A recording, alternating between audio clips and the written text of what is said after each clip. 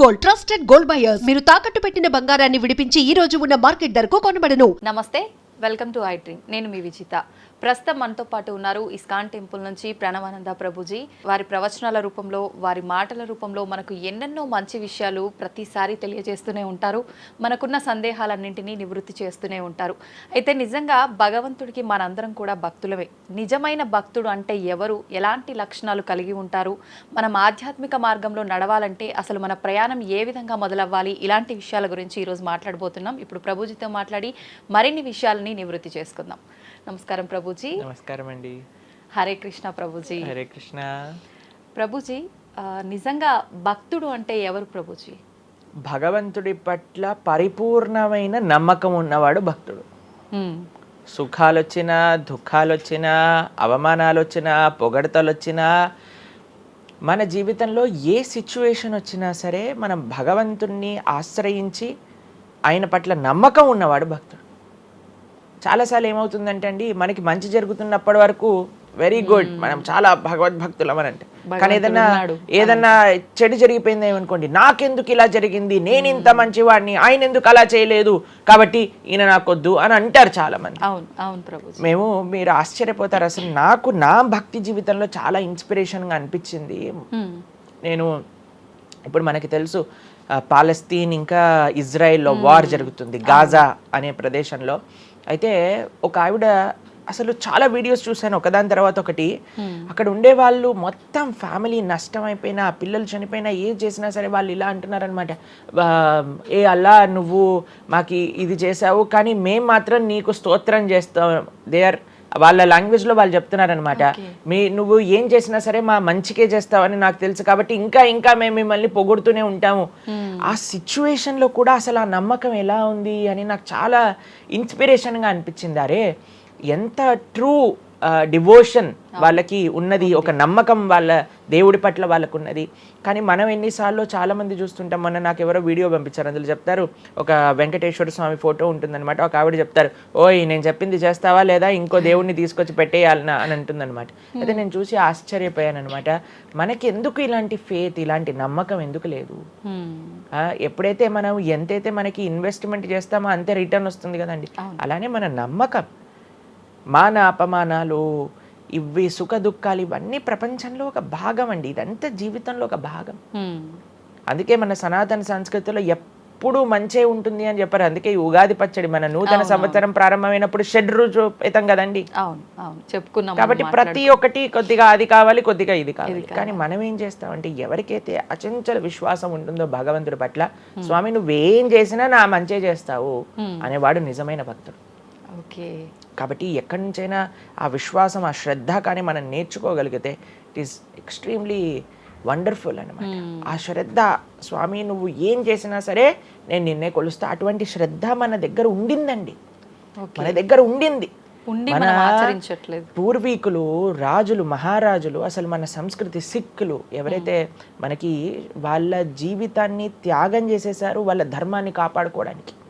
మనం చూస్తాం. అసలు ఇప్పుడు ఏంటంటే అండి, నాకు అన్నిటికంటే బాధాకరమైన విషయం ఏంటంటే, ఈ ప్రజెంట్ డే యూత్ ఉన్నారు కదా, వాళ్ళకి మన దేశ సంస్కృతి గురించి తెలియదు, మన దేశ హిస్టరీ గురించి తెలియదు, మన కల్చర్ గురించి తెలియదు, మన ఆధ్యాత్మికత గురించి తెలియదు. తెలుసుకోవాలి అనే ప్రయత్నం కూడా చేయట్లేదు. ఎవరు అసలు దేశాన్ని కాపాడాలనుకుంటుంది? అసలు మన పూర్వీకులు మనకి ఎలాంటి సంపత్తిని ఇచ్చారు? ఏవో టీవీలలో వచ్చే చెత్త ప్రోగ్రాములు చూడటము, టైం వేస్ట్ చేసేయటము. ఇప్పుడు మాకు చెప్తున్నారు, ఎవరో బిగ్ బాస్ అనేదో ప్రోగ్రామ్ వస్తుందట. జనాలందరూ అసలు ఏమొస్తుంది చెప్పండి? మన జీవితంలో ఏదైనా మార్పు కలగలిచ్చా? మనకి లేదు. ఎవడో ఒకటి చోట వాడు డబ్బులు సంపాదించుకుంటూ వాడు చేసే చెత్త పనులన్నీ మనం చూస్తూ ఉంటే, మనం వింటూ ఉంటే, దాని తర్వాత చూస్తే పర్వాలేదు, ఆ వ్యక్తుల పట్ల అపరిమితమైన ప్రేమను పెంచుకొని, ఒకళ్ళు నాకు ఈ మధ్య ఎక్స్ప్లెయిన్ చేస్తున్నారనమాట, ఒక్కొక్కళ్ళకి ఆర్మీ అని తయారైపోయి వేరే వాళ్ళని దూషించటం, వేరే వాళ్ళని తిట్టడం. ఈ సమాజం ఇలా ఉంటే నీకు ఒక బిగ్ బాస్ అనే ఒక టైం వేస్టర్ని కావాలి, అది అయిపోగానే ఐపీఎల్ అనే ఒక టైం వేస్టర్, దాని తర్వాత నెట్ఫ్లిక్స్, అమెజాన్ ప్రైమ్, ఇవన్నీ ఎప్పుడు ఉన్నాయి. మనకి నిజంగా మేము కొన్నిసార్లు యూత్ని కలిసినప్పుడు అడుగుతామండి, అరే మన దేశ రాజకీయాల గురించి తెలుసా అని అంటే, తెలుసండి. ఎవరి దగ్గర నుంచి తెలుసుకున్నావు అని అంటే ఒక యూట్యూబర్ పేరు చెప్తాడు. ఆ యూట్యూబర్ ఏమో ఎక్కడో వేరే దేశంలో కూర్చొని మన సంస్కృతిని, మన రాజకీయాల్ని ఎలా ఒక వేరే దిశగా నడిపించాలో నడిపిస్తుంటారు. వాడివన్నీ వింటూ వీళ్ళు ప్రభావితం అయిపోతారు అనమాట. కానీ ఏంటి అసలు మన సంస్కృతి అంటే ఏంటి, మన ధర్మం అంటే ఏంటి, అసలు కొద్దిసం భగవంతుడు చాలా దూరం అనుకోండి, కనీసంలో కనీసం మన భారతీయత అంటే ఏంటో కూడా తెలియదండి అసలు ఇలాంటి పిల్లలకి. ఈ మధ్యలో పిల్లల్ని మర్చిపోకండి. పేరెంట్స్ ఎంతమంది దృష్టి చూపిస్తున్నారు చెప్పండి? చాలా తక్కువ మంది ప్రభుజీ.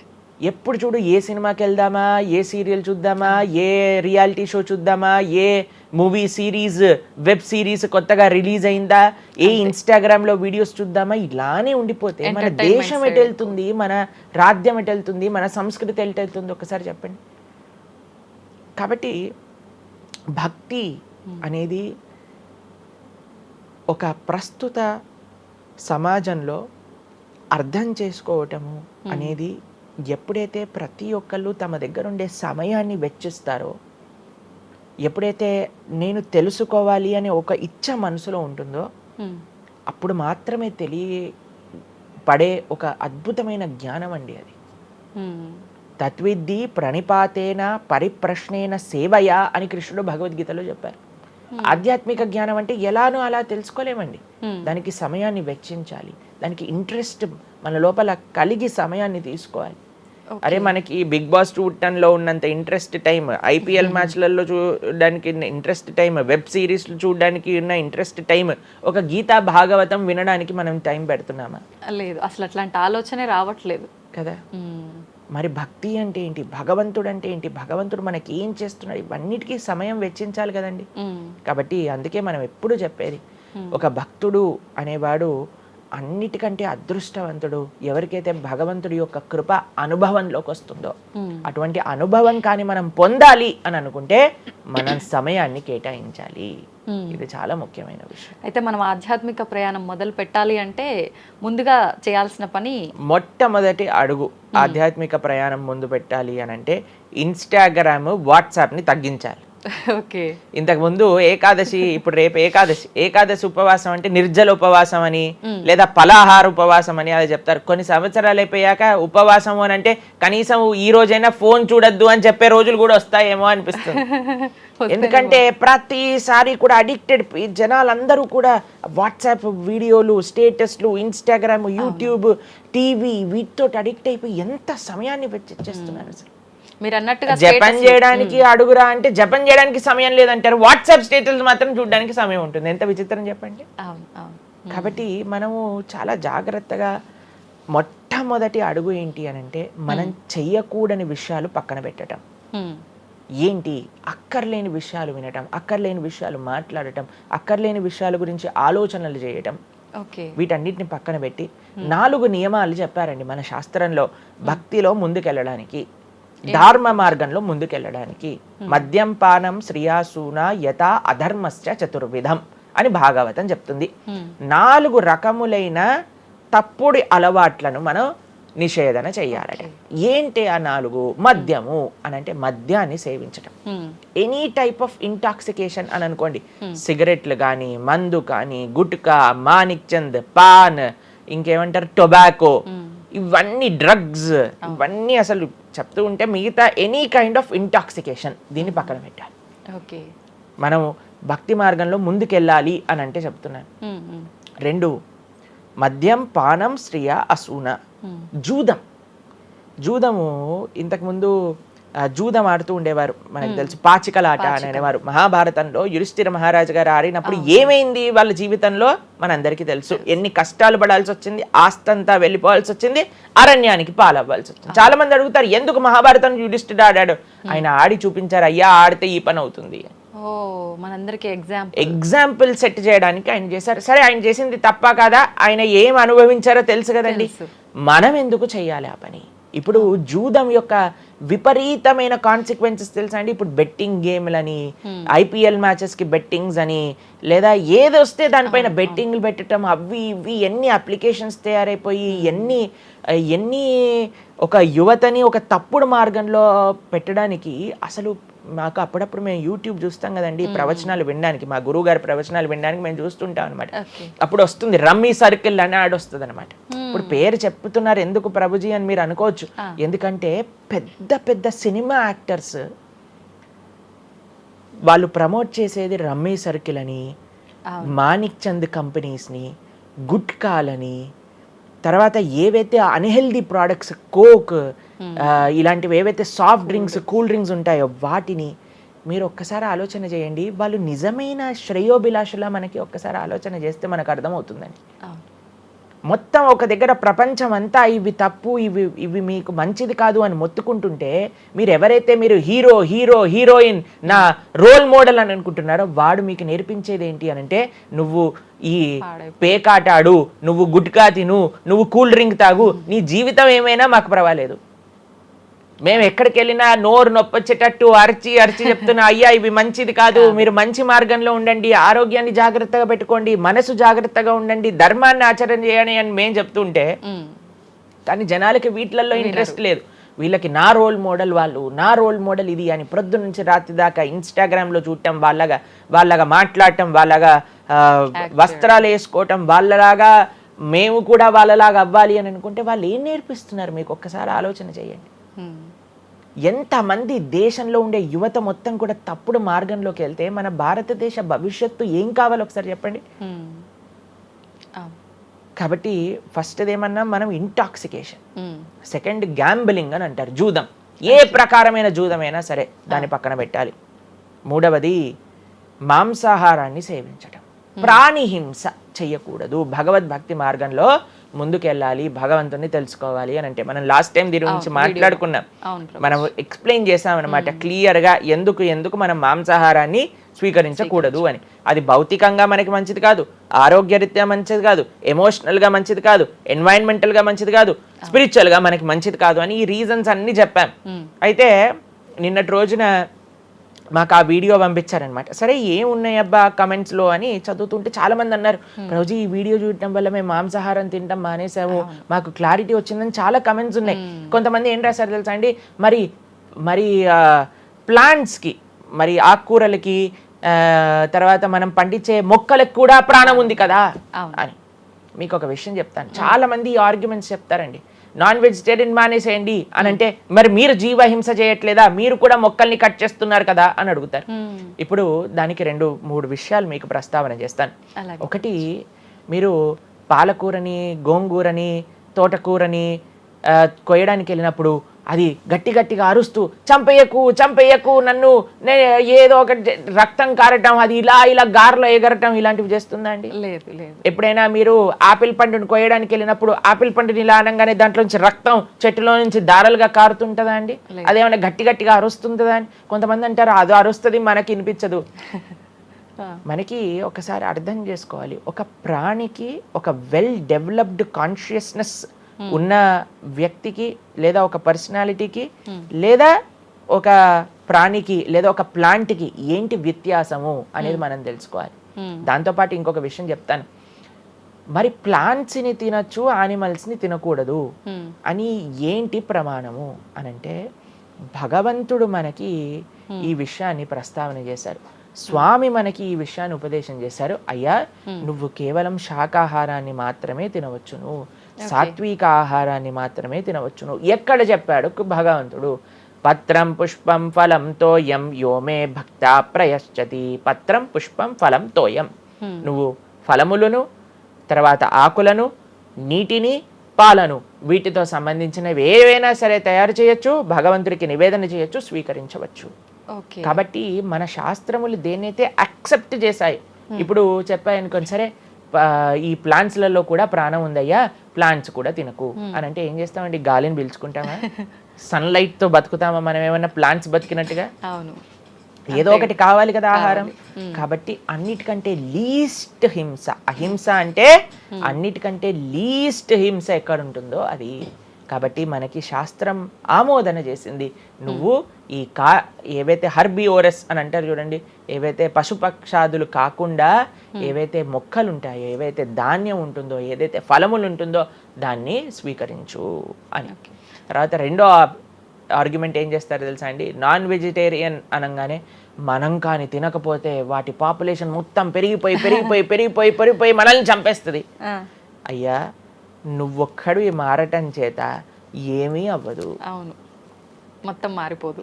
ప్రపంచం ఎలా వెళ్తుందో కొంతమంది మూర్ఖులు ఉంటారు, ఎంత చెప్పినా మారని వాళ్ళు వాళ్ళ పని చేసుకొని ఇవ్వండి అంతే. భగవంతుడు బ్యాలెన్స్ ని తయారు చేశారండి, ఆ భగవంతుడు ఆ బ్యాలెన్స్ ని క్రియేట్ చేస్తారు. నువ్వు ఆ ధర్మాన్ని ఆచరించకుండా ఉండు. కాబట్టి 3 చూసాం ఏంటి, మద్యం, పానం, శ్రియ, సూన. ఒకటి intoxication, gambling, meet eating. Last Prabhuji ఒక చిన్న డౌట్, ఇప్పుడు మాంసాహారం తినొద్దు మన శాస్త్రంలో ఎక్కడ తినమని చెప్పలేదు అని అన్నారు కదా, మరి గ్రామ దేవతలకి కోళ్ళు, మేకలు ఇలాంటివన్నీ బలిస్తుంటారు కదా, మరి అది ఎక్కడ ఉంది అసలు? మీరు అమ్మవారిని జగన్మాత అని పిలుస్తారు తెలుసా? మీరు ఎప్పుడైనా అంటారా? అమ్మ అంటారు, అంతేనా? ఒక తల్లికి, ఒక తల్లితనంలో మీరు కూడా మదర్ కదండి, మీ పిల్లలకి ఏదైనా ఒక చిన్న బాధ కలిగితే మీరు ఓర్చుకోగలుగుతారా చెప్పండి? లేదు. అస్సలంటే అసలు అలాంటి ప్రస్తావనే తేయకూడదు ప్రభుజీ అని అంటారు. అవును, అంతేనా కదా? మరి జగన్మాత అని మనం అంటున్నప్పుడు ఆ జగత్తుకి తల్లి, జగత్తు మొత్తం అని అంటే ఆ పక్షి, ఆ ప్రాణి కూడా అదే జగత్తులో పుట్టిందే కదా, అంటే ఆ ప్రాణికి కూడా ఆవిడే కదా తల్లి. ఆ తల్లి ముందు మనం ఇలాంటి పనులు చేస్తే అమ్మకి నచ్చుతుందా నచ్చదా చెప్పండి? నచ్చదు. కాబట్టి ఇవన్నీ ఎక్కడొచ్చాయి అని అంటే మధ్యలో ఎక్కడో ఒక చోట కొన్ని తప్పుడు ఆచరణలన్నీ కూడా మన లోపలికి దూసుకొచ్చేసాయి అన్నమాట. కానీ బలి అనేది ఎప్పుడు ఇవ్వకూడదు. సాత్వికమైన ఆరాధన అన్నిటికంటే శ్రేష్టమైన ఆరాధన. ఈ బలులు ఇవ్వటం వీటన్నిటిని తామసిక ఆరాధన అని అంటారు. కాబట్టి మనము ఎంతైతే మీరు బలి అంటే ఏంటో తెలుసా అండి, ఏదో ఒకటి సమర్పణ చేయటము. సమర్పణ చేయటాన్ని, దాంట్లో ప్రాణిని సమర్పణ చేయటం కంటే మనకుండే అహంకారాన్ని సమర్పణ చేస్తే అమ్మవారు ఇంకా ఆనందిస్తారు. మన దగ్గర ఉండే దంభాన్ని సమర్పణ చేసేస్తే, బలిచ్చేస్తే ఇంకా ఆనందంగా ఉంటారు. దంభము అని అంటే గర్వం. ఓకే. అహంకారము, దంభము, ఈ రెండిట్లో వ్యత్యాసం ఏంటో తెలుసా అండి? గర్వము అని అంటే మనం చేసిన దానికి మనం గర్వపడటం అనమాట. నేనే చేశాను, నా అంతటి వాడు లేడు. దంభము అంటే చెయ్యని దానికి కూడా గర్వపడడం. ఓకే. కాబట్టి మనకుండే అభిమానాన్ని, మనకుండే ఆ లోభాన్ని, వీటన్నిటిని అమ్మవారికి సమర్పణ చేయండి, ఇంకా మంచి, ఇంకా ఆనందిస్తారు. అందుకే మనం తల నీలాలు ఇస్తాం. చాలా మందికి తెలియదు అసలు దేవుడు ఏం చేసుకుంటాడండి మన జుట్టుని, డాండ్రఫ్ తోటి ఉన్న జుట్టుని. దేవుడికి ఎందుకు సమర్పణ చేయాలి మనం తల నీలాలు అని అంటే, అయ్యా నేను జుట్టు ఉంటే ఎప్పుడు కూడా ఇలా ఇలా ఇలా హెయిర్ స్టైలింగ్ చేసుకుంటూ నేను ఏదో చాలా హ్యాండ్సమ్ మ్యాన్, చాలా హ్యాండ్సమ్ ఉమెన్ అనుకుంటూ ఉంటారు కదా అందరు కూడా. అయ్యా నా యొక్క ఆ సెల్ఫ్ కాన్షియస్నెస్ ని సమర్పణ చేస్తున్నా నీ దగ్గర. మనం గుడికి వెళ్ళి కొబ్బరికాయ కొడతాం. కొబ్బరికాయ ఎందుకు కొడతామండి?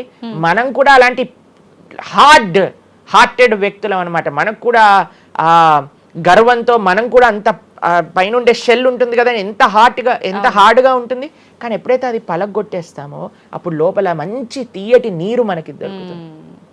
కొబ్బరి ఎంత స్వీట్గా ఉంటుంది, అది మనకు కలుగుతుంది. మన హృదయంలో ఆ సున్నితమైన భావాలు ఉన్నాయి, కానీ మనకుండే అజ్ఞానము, మనకుండే అహంకారం, మనకుండే అవిద్య దాన్ని ఆపేస్తుంది. అందుకే భగవంతుడి ముందు, స్వామి నీ ముందు నా అహంకారాన్ని సమర్పణ చేస్తున్నా అనే భావనతో మనం కొబ్బరికాయ కొట్టాలి. అంతేగాని కొబ్బరికాయ తీసుకెళ్లి కొట్టేసి నేను ఈరోజు 108 కొబ్బరికాయలు కొట్టాను దేవుడి దగ్గర అనే అహంకారం వచ్చింది అనుకోండి, కొబ్బరికాయ కొట్టడమే వేస్ట్, ఫలితం లేదు. కాబట్టి మనందరం అర్థం చేసుకోవాలి అసలు ఏంటి భావన. బలి అని అంటే ప్రాణి బలి కాదయ్యా, నీ దగ్గర ఉండే చెడు గుణాలను బలి. కాబట్టి ఈ 3 విషయాలు అయిపోయి 4వ విషయం ఏదైతే మనం చేయకూడదో, ఇలిసిట్ సెక్స్ అని అంటారు, వ్యభిచారము అని అంటే పురుషులు స్త్రీలు, స్త్రీలు పురుషులు. నిన్నే ఒకళ్ళు చెప్తున్నారు, ఒక టీవీలో ఒక న్యూస్ వచ్చిందట, one of the most famous యాక్టరో లేదా ఇంకెవరో వాళ్ళ హస్బెండ్ని వేరే స్త్రీలతో పాటు పట్టుకున్నారు అని మాకు ఒక న్యూస్ నిన్న ఒకళ్ళు చెప్తున్నారు అనమాట. అంటే వాళ్ళు ఏం చెప్పారంటే నాకు, ప్రభుజీ సమాజంలో ఇలాంటివి ఎన్నో కేసులు వస్తున్నాయి ప్రభుజీ, ఈ మధ్యలో న్యూస్లో ఇలాంటివి అయితే తరచుగా మనం చూస్తూ ఉన్నాము, కాబట్టి ఈ సమాజం ఎటువైపు వెళ్తుందో తెలియట్లేదు ప్రభుజీ అని అంటే మేము వాళ్ళకి చెప్పాం, సమాజాన్ని ఎందుకు ఇటువైపు నడుస్తుంది అని అంటే మనం చూపించే విషయాలు అలా ఉన్నాయి, చూపించే సినిమాలు అలా ఉన్నాయి, చూపించే సీరియల్ అలా ఉన్నాయి, చూపించే ఆదర్శమైన వ్యక్తులు అలా ఉన్నారు. మనం ఎవరైతే హీరోలు అనుకుంటున్నామో వాళ్ళు ప్రొద్దున లేస్తే విడాకులు తీసుకొని ఇంకొకరిని పెళ్లి చేసుకొని, విడాకులు తీసుకొని ఇంకొకరిని పెళ్లి చేసుకొని, ఇలాంటివి చూస్తుంటే మనం కూడా అది నార్మలైజ్ అయిపోయింది మన భారతీయ సంస్కృతిలో. కానీ ఎక్కడైతే ధర్మం ఉంటుందో, రాముడు ఆదర్శంగా ఉన్న వ్యక్తి ఎప్పుడూ అలాంటి తప్పు చేయలేదండి. ఎందుకంటే రాముడు ఏకపత్ని వ్రతుడు. ఎంత కమిట్మెంట్ ఉండాలి భార్య పట్ల, భర్తకు కూడా అలానే అండి.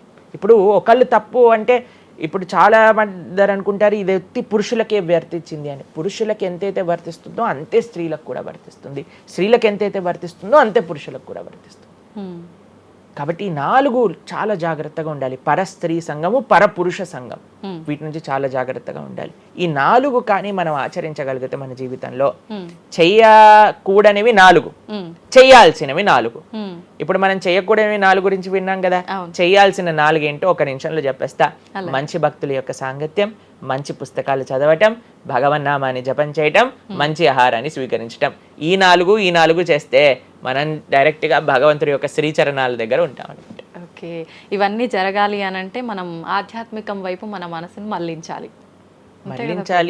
మనకి ఆధ్యాత్మికము అవసరము అని మనం తెలుసుకోవాలి. ఎప్పుడైతే తెలుసుకుంటామో మనం సమయాన్ని ఇవ్వగలుగుతాం.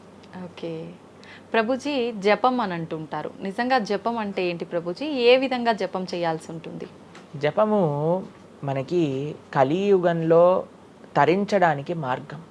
కృతేయ ధ్యాయతో విష్ణుం త్రేతాయాం యజతోమకై ద్వాపరే పరిచర్యాయాం కలో తత్ హరికీర్తనం అని చెప్పారు. భగవంతుడి యొక్క నామ జపం అత్యంత శ్రేష్టమైనది. కృష్ణుడు భగవద్గీతలో ఏం చెప్తారో తెలుసా అండి, అన్నిటికంటే గొప్ప యజ్ఞం, యజ్ఞములలో నేను ఒక యజ్ఞాన్ని అని చెప్తారు. ఏ యజ్ఞం తెలుసా? యజ్ఞానాం జప యజ్ఞోస్మి అని భగవంతుడు చెప్తారు.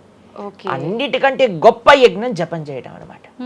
ప్రతిరోజు జపం చేయాలి. మనందరం మేము ప్రతిరోజు 2 గంటల పాటు జపం చేస్తాం ప్రొద్దున పూట. ఏంటి జపం చేయాలి? భగవన్నామాన్ని జపం